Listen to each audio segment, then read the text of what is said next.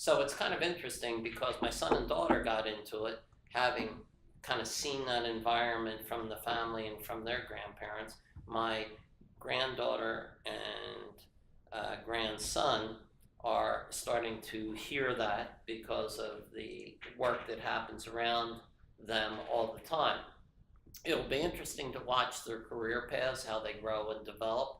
It's kind of like a baseball player, a Major League Baseball player or Major League Football player. Have you ever noticed how many of their sons get or daughters exceed at a high level in a similar or the same sport? Yep. Now, why do you think that is, as opposed to a person that never had that exposure?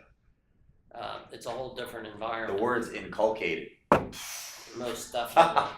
That's so now. And you see that. So it'll be an Wow. interesting social experiment to see if that would be the 1, 2, 3, that would be the fourth generation if that's inherent to them.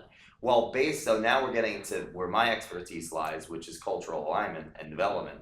And the example would be the Vanderbilts versus the Rothschilds. Right. Cornelius was an industrialist, Mhm. was very aligned with your ethos and your habituation. However, he was not necessarily aligned with his second son who survived the war. Mhm. And because he wanted his name to be passed down, he left all of his wealth, basically other than 3%, so 97% of his wealth, to his second son, Okay. who they weren't really that vibed with Right. each other. And that created a feud in house. Mhm. And then for every generation after that, Started that it. cognitive dissonance created. Yep. The Vanderbilt's wealth has gone down 57,000 times from Yes. what it was. Right. And now, so that family, the great granddaughter Eliza, she's still alive, I believe. She's like the mom of that guy on TV, the news guy, Anderson Cooper. Anderson Cooper. So his mother, Okay. she's worth about 200 million. He had 100 million in 1860. Wow. It was equivalent to Yeah. It's how he was wealthier in relation to the GDP than Rockefeller, actually. Wow. Mhm. So just look at that culture, Right. misalignment. Mhm. I'm sorry, guys. I like Vanderbilts are great, but Yeah. that's what happens. And then, so your family has already crapped on him.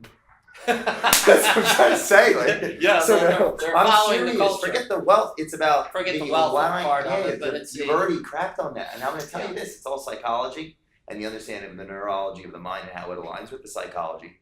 The Rothschilds had a very similar outcome as what you're showing. Is that Amschel had 5 sons, and they all went across the world, banking here, banking there, and to this day, that family.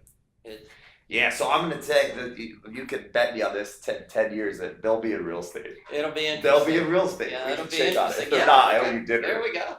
All right. So I'm curious to what your, because this is a cult. This is amazing Well, culture. What's your tying vision for that the? back, Yeah. the culture matters.